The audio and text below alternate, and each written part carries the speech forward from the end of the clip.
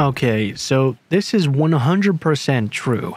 I'm 23 now, and this happened about 10 years ago, so I guess I was probably around 13 or 14 years old. Anyway, I used to skateboard all the time with my friends, Tim and Brandon.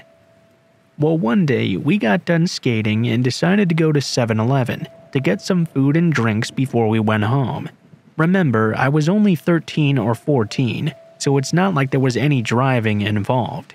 Instead, we skated to the 7-Eleven and were planning on skating back home as well. Anyway, we buy our drinks and leave the store. We walked to the parking lot's exit and prepared to cross the highway. It was not very busy since it's a small town that we live in. While we waited for the traffic light to turn red so we could cross, I looked behind me to the 7-Eleven gas pumps. I noticed a 40 or 50-year-old man pouring gas into his white truck. He stared directly at me. Before I even knew it, he dropped the gas pump and jumped into his truck. He slammed on the gas and sped straight at my friends and I. He just barely missed us, but he grazed my arm and knocked my skateboard out of my hand. My friend Brandon screamed, "What are you doing, you fucking dick?" as the man peeled out and sped into the parking lot, right next to 7-Eleven. I swear to God, he even drove through a ditch and tried to run us over again. This is where things got really bad. The three of us started running away at full speed, across the highway and toward the local library, which was 2 or 3 blocks away. We were about 1 block away when I looked back and saw that maniac speeding towards us, full of rage. Brandon and Tim managed to run up to the library doors, while I wouldn't make it, so I ran towards the woods. It was Sunday, so I knew the library was closed, and there was a trail in the woods which led to my backyard. Meanwhile, this maniac peeled into the parking lot and jumped out of his truck. I looked behind me briefly before escaping into the woods and saw him either grab a shotgun or a crowbar. I was pretty far away at this point, and I was freaking out as well, so my vision wasn't exactly great from the bed of his truck. I ran all the way home. When I finally got to my street, my neighbor, Tim's dad, told me to get in his car because we had to go to the video store, which is where Tim's mom worked. When I got there, I found Tim and Brandon. They had run to the store after realizing the library was closed. There were also 3 cops as well. A minute later, my mom came in crying her eyes out because Brandon and Tim told her they didn't even know if I was alive or not. Every single person there thought I had been captured. Tim told me he'd seen the guy running after me into the woods, which is scary because I thought the maniac was chasing them, not me specifically. Anyway, he was never caught, and I spent the next 5 years worrying about every white truck I ever saw. I forgot the most scary part too. My town is small, but it's not empty. There were plenty of people around while this was going on. I felt so helpless, running for my life while there were at least 100 people around not doing a thing about it. To be clear, we didn't do anything to provoke this man at all. He just tried to hit us for no reason, and that's fucking scary. Sure, Brandon called him a dick, but that was after he already tried to kill us. We were good kids just trying to walk home, and we almost died because of it.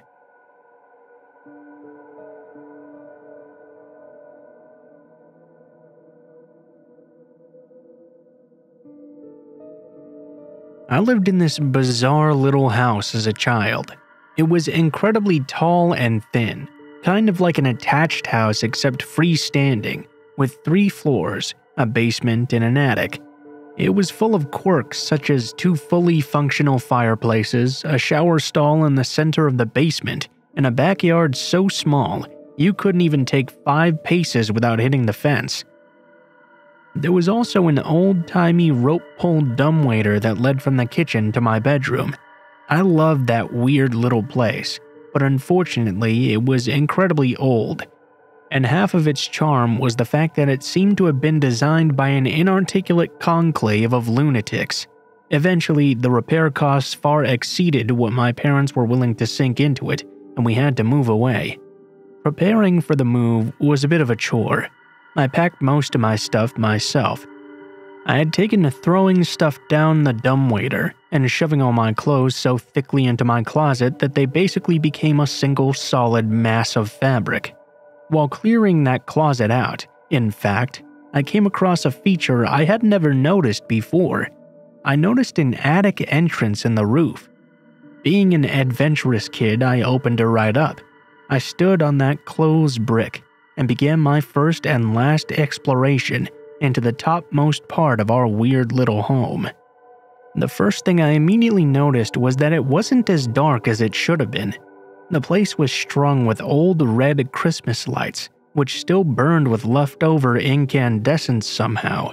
A dozen little cracks and holes peeped down into the bedrooms below. The second thing I noticed was that the place was set up fully for habitation. The insulation was plasticked away, there was an old gurney piled with sleeping bags and sheets, and a rusted mint green refrigerator, which still worked. I even tested it myself. The third thing was the bones. There were a lot of bones up there. I was a kid at the time with a very limited understanding of anatomy, but there were all types of bones just heaped into a series of piles surrounding the center of the attic.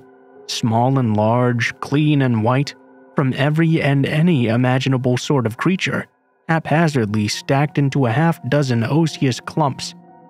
2 of them were deeply blackened, as if someone had tried to burn them away. The walls nearest to those blackened piles were scrawled in dark bone char messages. Mostly they were just smears, but the word sorry was repeated over and over again. That room had been sitting just above my head for 8 years, while I slept there unknowingly.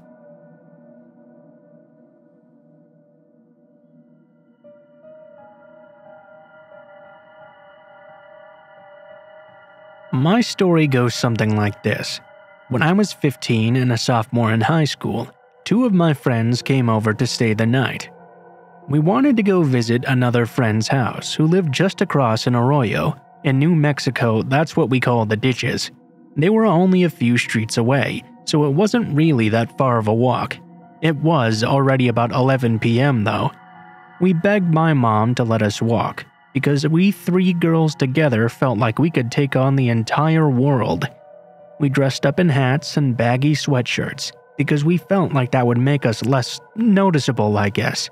What can we say? We were all teenagers. We decided to start walking after wearing down my mom, who finally agreed to allow us to go. She did try convincing us to let her drive us multiple times, and I wish we had let her do so. Walking under a very dark night sky in the cold seemed fun and adventurous to us. We laughed and talked a lot, crossed the arroyo, and turned along a street that was a little more lit than the main ones. We thought this would make it a lot safer. I mean, it was just a typical suburban neighborhood. We get 3 houses down, and in our rear we hear a car. A car is creeping up along the street without its lights on. Okay, that's a little bit creepy. We decide to hustle along because of this, only to have him speed up. Now he was right next to us. We would start walking faster, and he would match our pace. We would slow down and he'd do the same. We looked inside and saw it was a man with glasses driving alone. I was starting to get really scared. My heart was pounding, and I was regretting being a 15-year-old who felt it was a good idea to walk so after dark. The man tapped on his horn a little bit, not a loud honk but a short one. He stared right at us. Well, that's when we freaked out. We decided right then and there we were going to knock on a neighbor's door to see if they'd let us in to call my mom. All the houses along the row were completely dark, so we rushed back toward the corner house just to try before the dark arroyo we would inevitably have to come across to get home. It was the last house we could try. By the way, none of us had cell phones. This was 2001, and most high schoolers didn't have them back then. Home phones and pay phones all the way. We knocked on this door while the car followed again and stopped right in front of the house we were at. An older lady opened up the door very hesitantly with her husband. We explained that we were very sorry, but we were being followed by a man in a car and he was really scaring us. She let us in to use her phone, thankfully. I remember her house being filled wall to wall with crucifixes. Nothing against them, but in the situation, I guess that just scared me even more. When we came back outside, the car was already gone. We got picked up by my mom and got home safe. We could hardly get to sleep after that adrenaline rush though. It was one of the scarier moments of my life. What was even scarier was that I rode my bike in broad daylight back to that house the next day to leave a thank you note for letting us in to use the phone. I mean, most people wouldn't have. As I pulled around the corner though, I saw that same car that had been following us, parked in the neighbor's driveway. That has forever spooked me out. Now I have 2 kids of my own, and I'll never ever want them walking around at night like I did.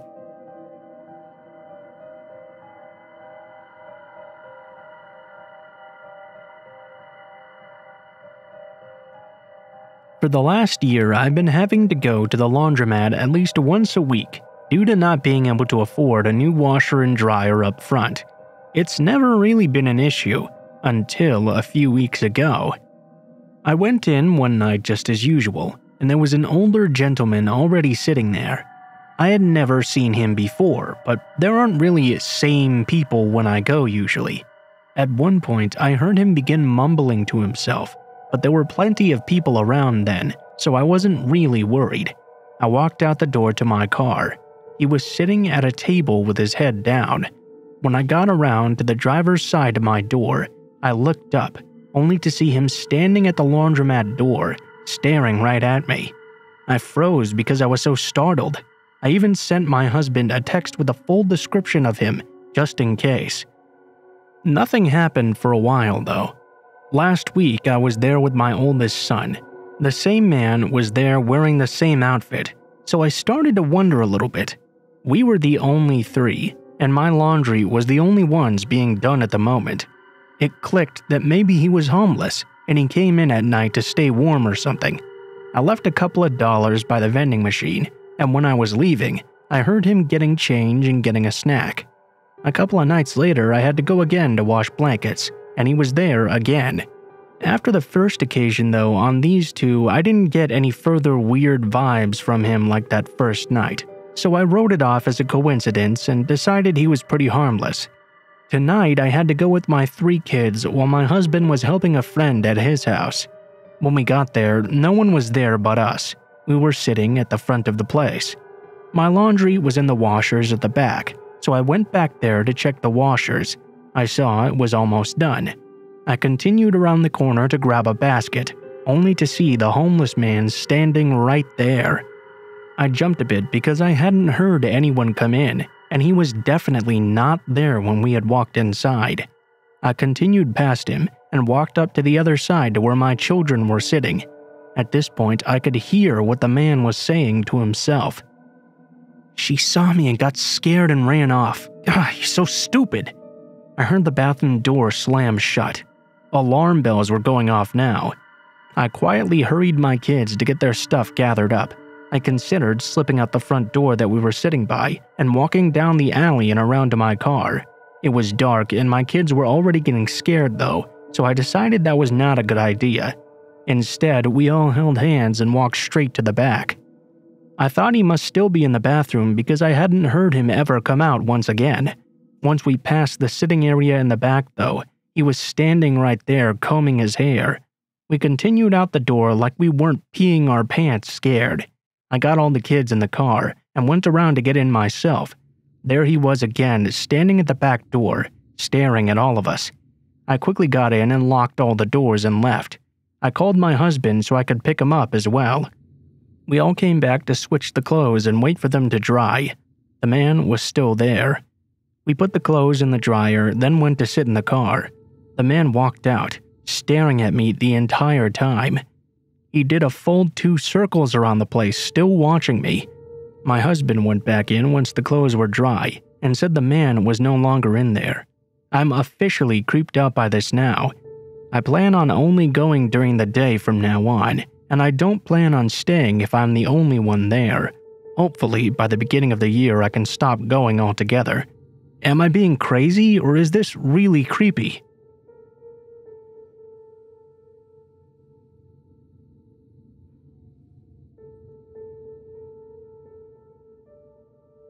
This is gonna be kind of long. I worked at a local coffee shop as a barista a few months back for about 7 months. I was 19 at the time. Currently, I'm 20 now. My coworkers knew about Gregory, but never paid him much mind. He had a big scar or birthmark on the entire left half of his face. Sometimes he carried around a radio that only played static. He would intently listen to it. He was known to hold up these crazy "the world is ending and you're going to hell" signs as well. He was homeless. He would buy these espresso shots with so much honey and just lick the honey directly out of the cup, which was always so gross and unsightly. But he had never been mean and really didn't bother anyone too much.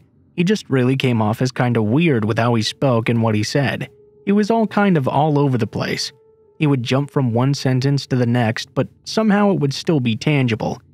One night I was working alone, and later closing with my coworker, who was a very small, petite girl, always smiling and not intimidating at all. It was probably around 7 p.m. She came in at around 8 or 8:30. As a side note, I'm a trans guy and have short hair and all, but I'm not on hormones yet, so I still kind of look a bit feminine. I had 2 regulars sat at the bar with me, and it wasn't very full in the lobby at all. In comes Gregory, but this time he seems a bit off, more so than usual anyway. He came up to the register and immediately said something like, "Hey, how you doing? I'm here to buy some coffee if I can. If the Lord will let me have one tonight, cause my card may be empty, but if he says so." Immediately I was like, okay. I asked him if he wanted the same thing as usual. He just repeated the same sentence to me. Like his sentences were very quick and erratic and on a loop. So I ran his card and it's empty. "Oh, well, looks like the Lord wants me to go to bed and not have a drink. You know, if the Lord says so, it's the truth, right?" "Yeah, sorry, Gregory. By the way, you left your hat in here last time." He cut me off quite aggressively.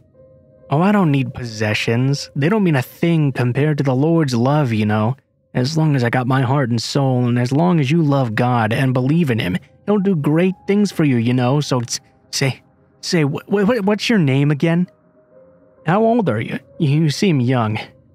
At this point, when he asked my age, I was weirded out a bit more, but here's where it gets more uncomfortable. He then asked me if I'm married. I initially didn't understand him, so he asked again. I said no, I was not.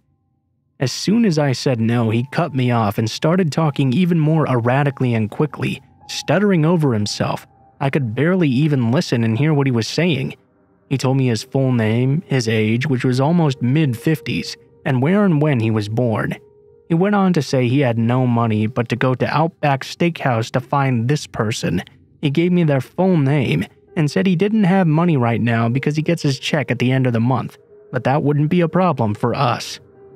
Obviously, I was super creeped out. Reminder, 2 regulars at the bar were having a watch and hearing this whole conversation go down as well. I finally decided I needed to ask him to leave. "Gregory, please stop. I'm not married, but I do have a boyfriend, and I'm gonna have—" I couldn't even finish my sentence. He interrupted me again, raising his voice. "Is he gonna commit to you? Is he? If not, you let me know, and I'll take good care of you." He rattled on about how he could never find a woman to be with, also assuming I was a woman myself. I attempted to tell him he needed to leave when he got physically angry. His expression snapped from upset to confused and pissed. He didn't say a word, but in the middle of me talking, he whipped around and walked out the door, slamming it hard against the glass and walking down the sidewalk to leave. Luckily, no one in the lobby really heard much, but the guys at the counter were as shocked as I was. It was my first time experiencing any kind of harassment at work, but that wasn't even the worst part. Another regular, a woman a couple of years older than me, used to work at a lingerie shop and currently works at a diner. I don't really know how we got into it, but she also explained to me an experience she had with Gregory. He had apparently walked into the store and asked angrily why they carried sodomy in this store. He then proceeded to rub the lotions they had all over his face. I learned that he was constantly in and out of jail for trespassing into places he's banned from, including the coffee shop I worked at, which no one even knew he was banned from because he'd been so long. He had some mental issues and handled that by doing copious amounts of drugs. I don't really know what kind of drugs, but Arkansas is the state of meth, and I assume with that kind of behavior, it's what he was working with. The second and possibly worse incident is when the woman I was talking to had a coworker of hers who met Gregory at the diner. She was opening at 4:30 a.m. with her boyfriend when Gregory, who was already banned, knocked on the locked door and asked for food. The boyfriend said he needed to leave and go away. Gregory got angry and replied to the girl, "How dare you do this to me? Treat me this way. Whatever happens to you next is all your fault." He was later overheard saying that if he got the chance to be alone with her, he would rape her. He's been known to threaten other women with that as well. I was already afraid he would come back later while me and my small and sweet coworker were working together to get some kind of revenge, but I never expected him to be capable of that. I had to watch my back for the next few months. I saw him once more before I stopped working at that job, and he sent chills down my spine. He just glanced at me with zero expression. I tried to tell my male coworker, who he treated normally with a creepy smile, not to serve him. I hid in the back and waited until he left. I haven't seen him since, thankfully. I carry a knife now wherever I go.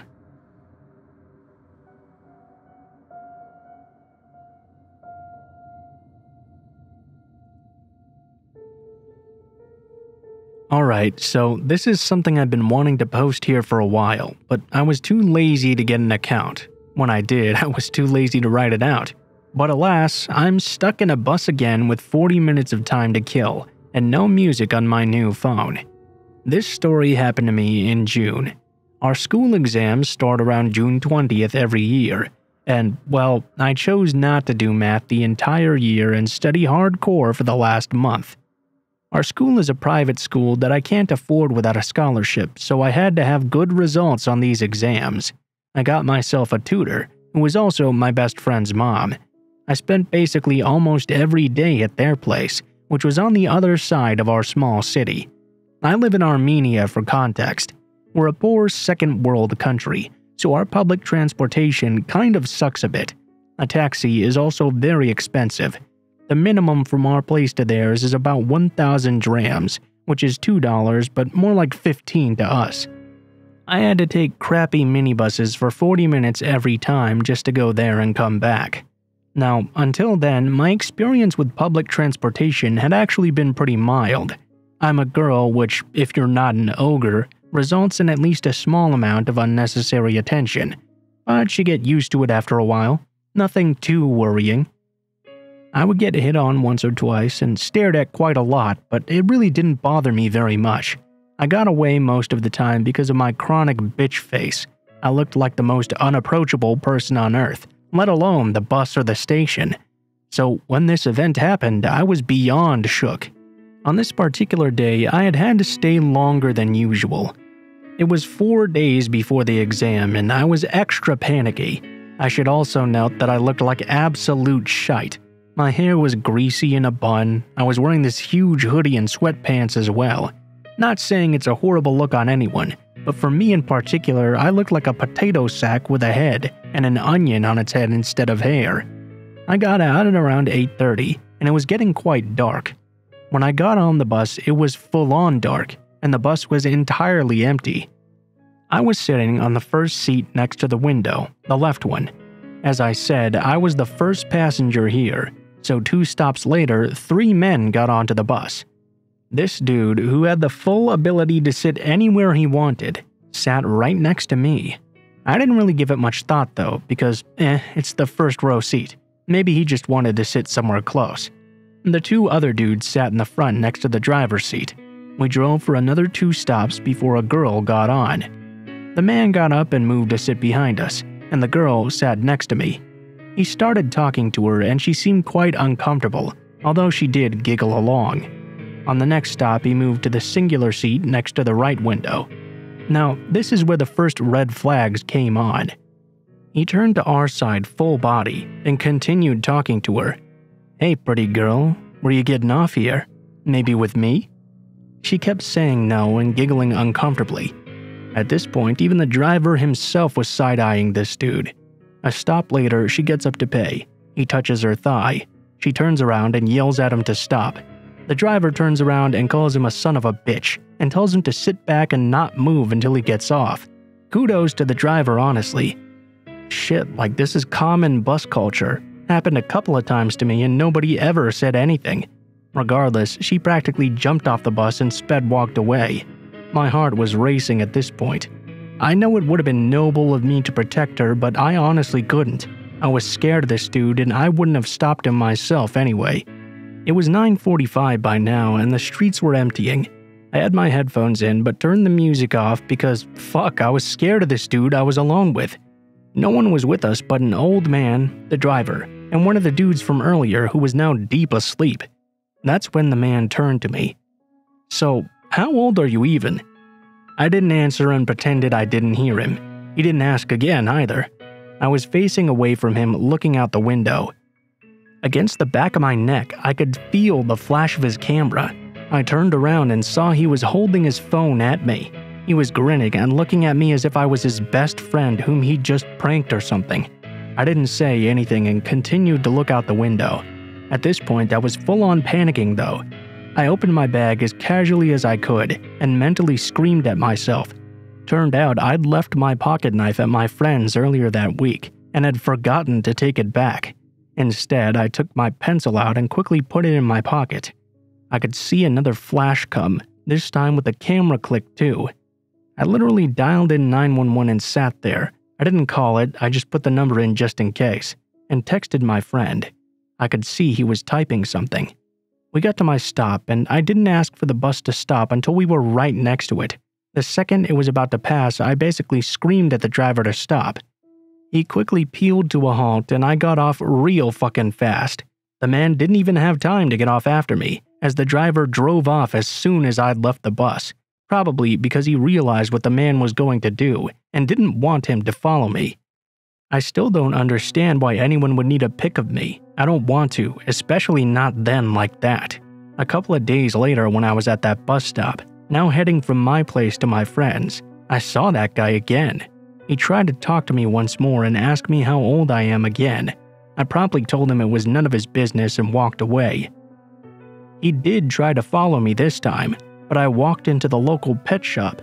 I knew the owner after 6 years of being their regular, and she told him very strongly to fuck right off. I never saw him again after that. I still don't really get it, but for fuck's sake, I really never want to see that guy again.